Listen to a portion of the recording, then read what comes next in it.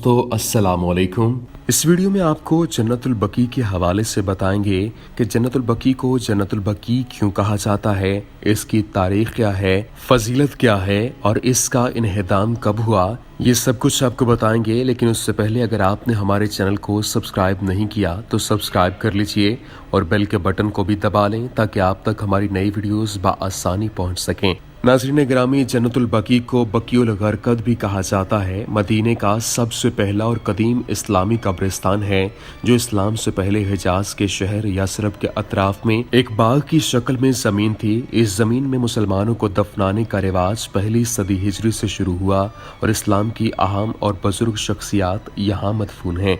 आइमा मासूमीन में से 4 और पैगम्बर अकरम सल्लल्लाहु अलैहि वसल्लम के रिश्तेदार यहाँ दफन होने वाले शुमार होते हैं।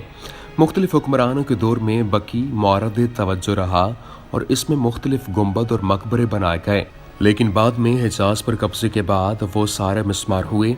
अब इस वक्त बकी में मस्जिद नबवी के नज़दीक ज़मीन के साथ बराबर करके बास पत्थरों पर कुछ लिखाई नजर आती है। अगर जन्नतुल बकी की तारीख की बात की जाए तो बकी का लफ्ज़ उसी वसी ज़मीन के लिए इस्तेमाल होता है जिसमें घास के मुख्तलिफ पौधे उगे हों। बकीउल ज़ुबैर, बकीउल खैल और बकीउल खबजबा यसरब के इन्हीं बागात में से थे। चुनांचे बकीउल गरकद भी इस जमीन को कहा जाता था, यानी जो गरकद के दरख्त के पौधे और दूसरी जड़ी बूटियों से ढका हुआ हो। इस्लाम के आने के बाद ये बाग मदीना के मुर्दों को दफनाने के लिए इस्तेमाल हुआ। मुसलमानों का कदीम तरीन कब्रिस्तान मस्जिद नबवी के करीब और शहर के अतराफ में था और सन 1269 में मदीना का नक्शा भी यही जाहिर करता है। लेकिन आजकल मस्जिद नबवी और कब्रिस्तान दोनों में तोसी आने की वजह से आपस में मुत्तसिल हो चुके हैं और मदीना शहर के दरमियान में करार पाए हैं। बकी के कब्रिस्तान के चारों तरफ 4 दीवारी है और इसका मगरबी हिस्सा जिस पर कब्रिस्तान का मेन गेट भी है वो हरम नबवी से मुत्तसिल है, जिसके जुनूब में अबू अयूब अंसारी रोड और मशरक़ की जानिब मलिक फैसल रोड और शुमाल में अब्दुल अजीज रोड है। पहले इन सड़कों के कोई और नाम थे।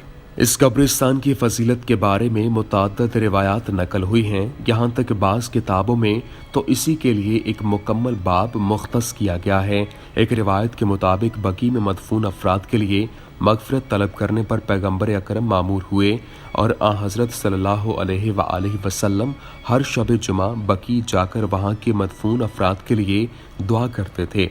रसूलुल्लाह सल्लल्लाहु अलैहि वसल्लम से मनकूल एक रिवायत में आया है कि कल क़यामत के दिन 70,000 लोग नेक सिफ़ात के साथ बकी से मैशूर होंगे और जो लोग बकी में दफन हुए हैं उनको आप शफात की बशारत देंगे। बास अहादीस में आप सल्लल्लाहु अलैहि वसल्लम का बकी में हाजिर होने, कलमात, बास नमाजें जैसे नमाज इस्तिस्का और नमाज ईद का बकी में पढ़ने की हिकायत हुई है। एक और रिवायत के मुताबिक आप सल्लल्लाहु अलैहि वसल्लम अपनी उम्र के आखिरी साल असहाब के एक गिरोह के हमरा बकी गए और मुर्दों से खिताब करते हुए अपनी रहलत की खबर दी। बकी पर पैगम्बर अकरम सल्लल्लाहु अलैहि वसल्लम के ख़ानदान की ख़ास तवज्जो थी और वो लोग वहाँ ज़ियारत को जाते थे। हज़रत इमाम जाफ़र सादक फरमाते हैं कि रसूलुल्लाह सल्लल्लाहु अलैहि वसल्लम जनाब अकील के घर की जगह पर खड़े होकर बकी में मदफून मरहूमीन के लिए दुआ करते थे, जबकि बहुत सारे उलमा ने बकी की ज़ियारत के बारे में इस्तहबाब का